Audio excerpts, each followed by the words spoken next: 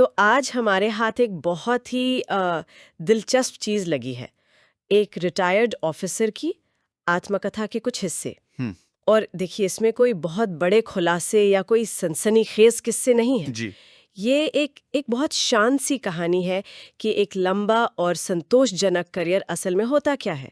इसमें ऐसी बातें हैं जिन पर हम शायद रोज सोचते भी नहीं। चलिए, इसमें जरा गहराई से उतरते हैं। और इसकी खूबसूरती मुझे लगता है इसी बात में है कि ये कहानी किसी हीरो की नहीं बल्कि एक सामान्य पेशेवर इंसान की है। बिल्कुल। ये हमें सोचने का मौका देती है कि जब करियर की लंबी दौड़ खत्म होती है तो फिनिश लाइन पर हमारे हाथ में असल में क्या बचता है। हाँ, पद और पैसे से कहीं ज्यादा गहरी बात है ये। बिल्कुल। तो कहानी की शुरुआत होती है उनके शुरुआती दिनों से। जी। वो लिखते हैं, उस समय मेरे पास अनुभव कम था, पर काम के प्रति ईमानदारी और सीखने की इच्छा बहुत थी। अब ये सुनने में तो बहुत अच्छी, मतलब आदर्श बातें लगती हैं। हाँ। पर मेरा सवाल ये है कि क्या असल दुनिया में, खासकर एक सरकारी सिस्टम में, सिर्फ इनसे काम चल जाता है? ये सवाल ही इस पूरे चर्चा का आप कह सकते हैं केंद्र है। हाँ। वो सीधे सीधे पॉलिटिकल होने की बात नहीं करते, लेकिन इसका जवाब उनकी बातों में छिपा है। देखिए, जब वो ईमानदारी की बात करते हैं हाँ। तो उनका मतलब सिर्फ घूसने लेना नहीं है। उनका मतलब है बौद्धिक ईमानदारी। अच्छा, बौद्धिक ईमानदारी। यानी अपने काम को पूरी लगन से समझना और उसे सही तरीके से करना।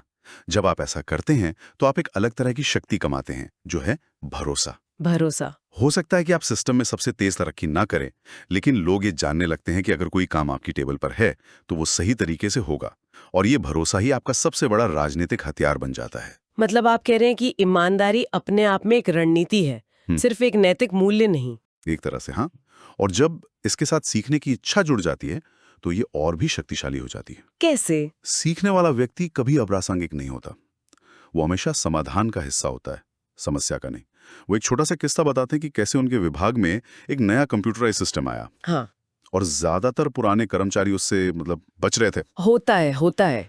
इन्होंने न सिर्फ उसे सीखा बल्कि दूसरों को सिखाने में भी मदद की। इस एक छोटी सी पहल ने उन्हें अपने बॉस की नजरों में वो जगह दी जो शायद सालों की चापलूसी नहीं दे पाती। तो ये सिर्फ आदर्शवाद नहीं है, ये तो बहुत गहरी व्यवहारिकता है। बिल्कुल। ये एक बहुत ही अलग नजरिया है, भरोसे को एक एक करेंसी की तरह देखना। जी। और इसी से जुड़ा उनका एक और विचार है जो मुझे बहुत बहुत गहरा लगा।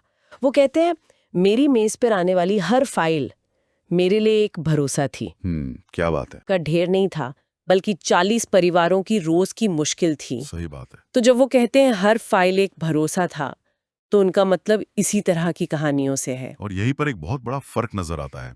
देखिए, ज्यादातर लोग सत्ता को प्रभाव या इन्फ्लुएंस से जोड़ते हैं। हाँ, इस पद से मैं क्या क्या कर सकता हूँ। बिल्कुल। लेकिन यहाँ अधिकारी सत्ता को जिम्मेदारी से जोड़ रहे हैं। उनका सवाल था, इस पद पर रहते हुए मुझे क्या करना चाहिए। करना चाहिए। ये कर सकता हूं से करना चाहिए का जो सफर है, यही एक साधारण अधिकारी और एक सच्चे लोक सेवक के बीच की खाई को भरता है। वो फाइल सिर्फ एक पंप की नहीं थी, वो सरकार पर उन 40 परिवारों के भरोसे की फाइल थी। बिल्कुल भाई। हाँ। और जब आप हर फैसले को इस नजर से देखते हैं तो दबाव कितना बढ़ जाता होगा। वो लिखते भी हैं, मेरी कोशिश होती थी कि मेरा हर फैसला सही हो और किसी का नुकसान ना हो। ये तो लगभग असंभव सी बात लगती है। क्या ऐसा हो सकता है कि आपके किसी फैसले से किसी का भी नुकसान ना हो? नहीं हो सकता, बिल्कुल नहीं हो सकता। और यही एक परिपक्व पेशेवर की पहचान है। अच्छा। वो ये नहीं कह रहे कि मेरा हर फैसला सही था, वो कह रहे हैं मेरी कोशिश होती थी। कोशिश होती थी। हाँ। ये इरादे की, नियत की पवित्रता की बात है। इसका मतलब है कि फैसला लेने से पहले आपने हर पहलू पर सोचा, हर संभव परिणाम को तौला और फिर वो रास्ता चुना जो सबसे ज्यादा लोगों के लिए सबसे कम नुकसानदेह हो। ये पूर्णता का दावा नहीं है, ये नियत की ईमानदारी का दावा है। और लंबे समय में लोग आपके फैसलों से ज्यादा आपकी नियत को याद रखते हैं। नियत। हाँ, ये एक ऐसा शब्द है जो आजकल के कॉर्पोरेट जगत में मतलब कम ही सुनाई देता है। जी। तो ईमानदारी और जिम्मेदारी की इसी नींव पर उनका करियर आगे बढ़ता है। वो एक मुकाम पर पहुंचते हैं जहां लोग उनकी बात सुनते हैं, उनसे सलाह लेते हैं। कमाया हुआ सम्मान। हाँ, ये सम्मान पद से नहीं बल्कि उनके काम से कमाया हुआ है। और फिर एक दिन, जैसा वो कहते हैं, समय का पहिया घूमता है और उनके हाथ में रिटायरमेंट का नोटिस आता है। वो पल, मुझे लगता है ये किसी भी पेशेवर की जिंदगी का सबसे अजीब पल होता होगा। जिस पहचान को बनाने में 40 साल लगे वो एक कागज के टुकड़े से खत्म होने वाली है। ये एक तरह की, क्या कहते हैं, पहचान की मृत्यु जैसा होता है। पहचान की मृत्यु? आप सिर्फ अपनी नौकरी नहीं खो रहे होते, आप अपनी दिनचर्या, अपना रुतबा और सबसे बढ़कर अपनी प्रासंगिकता खोने के डर का सामना कर रहे होते हैं। हाँ, कि कल से शायद मेरा फोन भी कोई ना उठाए। बिल्कुल, ये बदलाव बहुत गहरा और मनोवैज्ञानिक होता है। इसीलिए वो जो अपने आखिरी दिन का जिक्र करते हैं वो बहुत अहम है। हाँ, वो अपने विदाई समारोह के बारे में लिखती हैं, कैसे उनके सहकर्मी और जूनियर्स ने उनके लिए बहुत अच्छी अच्छी बातें कहीं और उन्हें बहुत प्यार दिया। जी, और उस पल में उन्हें लगा मेरी मेहनत बेकार नहीं गई। ये एहसास, उफ, कितना जरूरी होता होगा। ये सिर्फ जरूरी नहीं, ये एक तरह का मनोवैज्ञानिक संबल है। संबल? हम विदाई समारोह को अक्सर एक औपचारिकता समझते हैं, लेकिन ये एक बहुत जरूरी समापन की रस्म है। ये समाज, आपके सहकर्मियों द्वारा आपके काम पर लगाई गई एक स्वीकृति की मोहर है। स्वीकृति की मोहर? ये आपको बताता है कि आपकी कहानी का अंत शून्य में नहीं हो रहा है, बल्कि उसे पहचाना और सराहा गया है। ये एहसास उस खालीपन को भरने में मदद करता है जो रिटायरमेंट के बाद आ सकता है। ये एक तरह का सर्टिफिकेट है कि आपका करियर सार्थक था। बिल्कुल। और इसी सर्टिफिकेट के साथ वो अपने जीवन के अगले चरण में जाते हैं, सेवानिवृत्ति के बाद का जीवन। उनकी दिनचर्या का जो वर्णन है वो बहुत ही सामान्य है। अखबार पढ़ना, सुबह की सैर, पुरानी तस्वीरें और फाइलें देखना। लेकिन एक डर जो कई रिटायर्ड लोगों को होता है वो है अकेलेपन का, अप्रासंगिक हो जाने का डर। जी। क्या ये शांत जीवन असल में एक तरह का खालीपन नहीं है? ये देखने के नजरिए पर निर्भर करता है।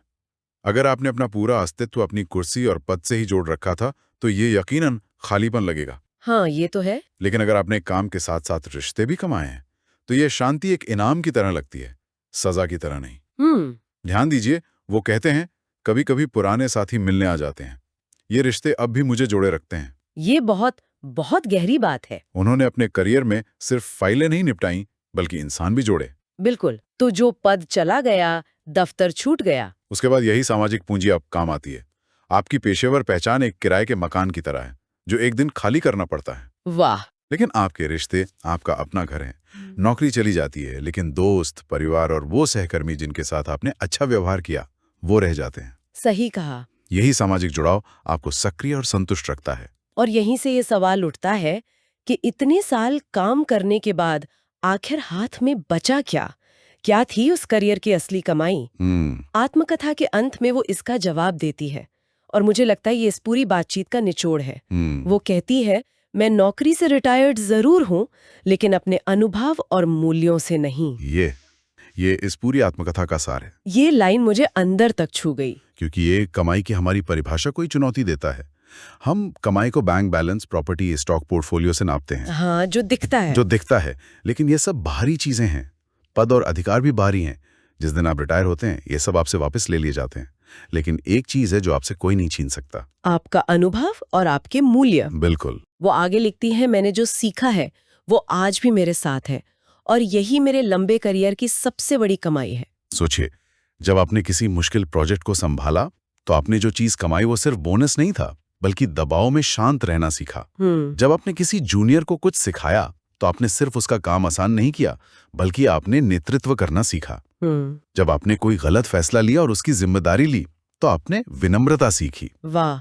ये जो धैर्य, ज्ञान, विनम्रता और चरित्र है ये आपकी असली बैलेंस शीट है। ये बैंक में नहीं दिखते। ये बैंक में नहीं दिखती लेकिन आपके व्यवहार में, आपकी बातों में और आपकी आंखों की शांति में झलकती है।